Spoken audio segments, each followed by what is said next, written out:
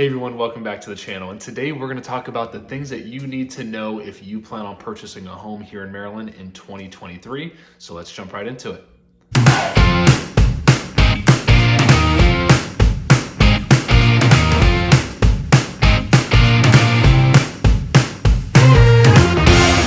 Hey everyone, welcome back to the Living in Maryland channel, where we discuss all things living here in the great state of Maryland. So if that's the kind of information that you are looking for, then you are definitely in the right spot, and we really appreciate you being here. And if you are thinking about making a move here to Maryland, if you are thinking about buying or selling a home here in Maryland and would like to have a conversation about that and see what that looks like for you, we'd absolutely love to help out in any way possible. So however you feel most comfortable reaching out, whether that's by phone, text, or email, days, nights, and weekends, we've got your back when moving here to the great state of Maryland. All right, so first thing that I want to talk about today is going to be down payment and how to prepare for this. So I still have so many conversations with people who kind of, still think that you need 20% down to purchase a home. So I just wanted to speak to this, and I thought that this was important. This is definitely not something that you need to have. You do not need 20% down. There are so many additional options with less money down. So this is something that you can start to plan for and prepare for and start having conversations around. So conventional in Maryland, I can't speak for anywhere else, but at least in Maryland, allows you to start with as little as 3% down if you are a first-time home buyer, and if you do some online courses that you can actually start once you're already under contract on a property. So you can do as little as 3% down. You can do 5, 10, and 15% down as well. So conventional has a ton of options. You can also piggyback any down payment assistance programs through conventional as well. So, there's a ton of options when it comes to getting financing and getting less than 20% down. So definitely just wanted to let people know that there are tons of options for less than 20% down. You do not have to put that much down if that's not something that you can possibly do. But keeping in mind, the less that you put down, the higher that monthly payment's gonna be. So it kind of, it does come full circle. But if that can help you get into a home, then putting less than 20% down is definitely an option. Now you also have FHA. FHA is 3.5% down. So that's definitely a good option as well. Mortgage insurance, or PMI commonly known, out there is kind of the term used for private mortgage insurance. That is going to be a little more expensive on FHA. So if you can go conventional, that's typically the more affordable route.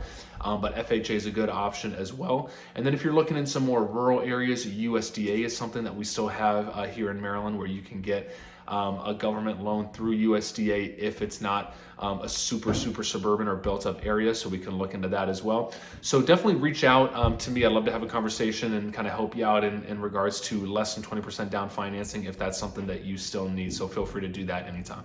Also wanted to mention keeping in mind when money is due. So typically once you go under contract on a home, typical closing time frame is 30 to 45 days. Now the first thing that you're going to do once you get under contract on a home is you're going to submit what's called an earnest money deposit. It's essentially just a good faith deposit or a security deposit if you were kind of in the renting world. So that's going to typically be 1% of the sales price. So if you're looking at a $500,000 home, typically your earnest money is going to be somewhere in the ballpark of $5,000. Now this is not a fee. It's not a separate charge.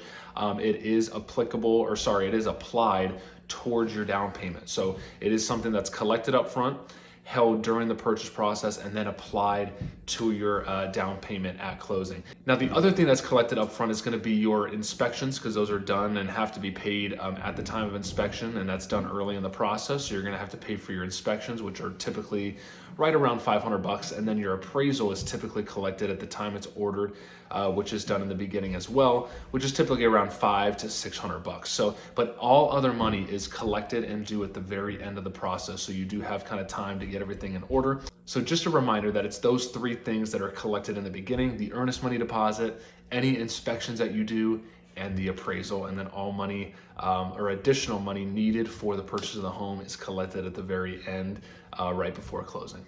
All right, number 2 is going to be getting pre-approved for a mortgage. Now, this is something that we definitely recommend, especially today, with interest rates being so volatile. For example, in the last 2 weeks, rates were, roughly around, high fives, like 5.99. And I believe yesterday they were right around, 6.8. So they jumped almost an entire point or percentage point in roughly 2 weeks. Now, this is just speaking generically. Of course, interest rates are going to be dependent on the term of the loan, the size of the loan, credit, but just generally speaking, to the overall volatility of the mortgage market right now.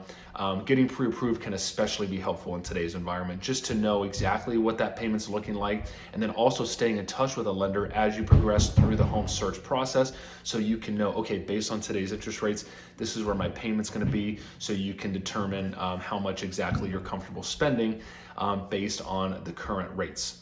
And then number 3, I wanted to speak to interest rates just briefly. Now, I am no expert, but I do have conversations with people all the time just about interest rates, and especially dealing with buyers, it's something that comes up a lot. Now, I have no idea where interest rates are going. It's anyone's best guess.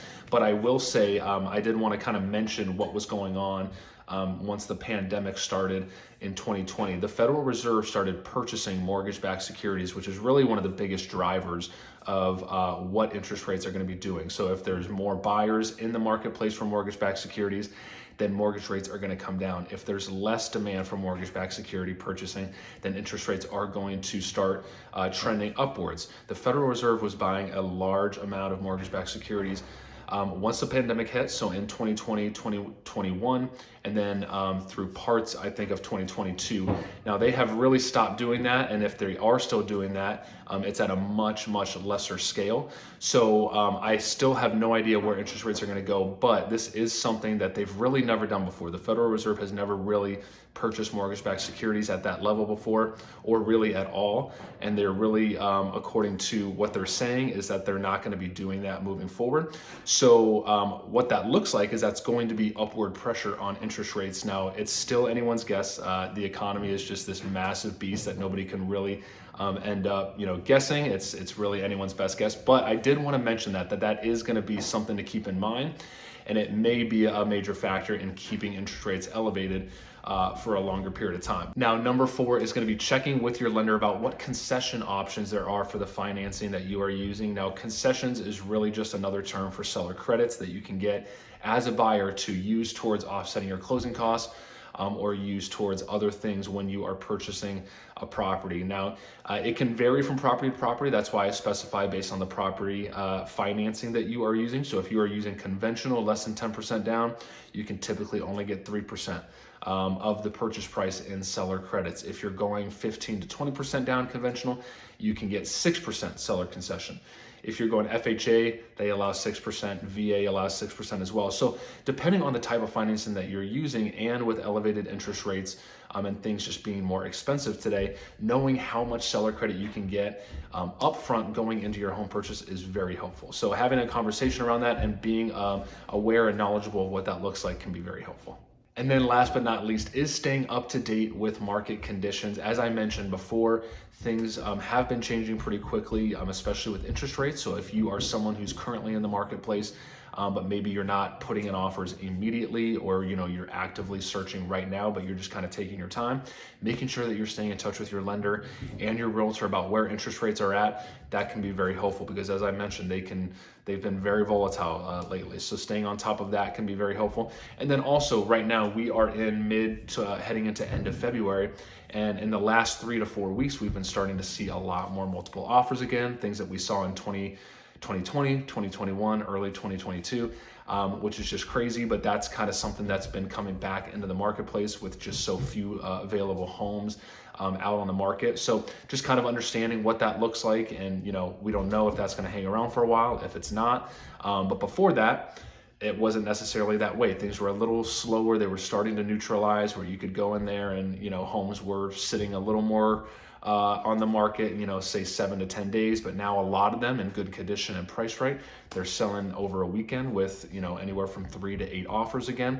So kind of staying in touch with the people that you're working with, so you can know what the conditions are at the time that you are looking to purchase, can be very helpful. All right, everyone, thanks so much for watching. I hope you learned something new today. And if you ever need anything at all, please feel free to reach out, and we will see you at the next video.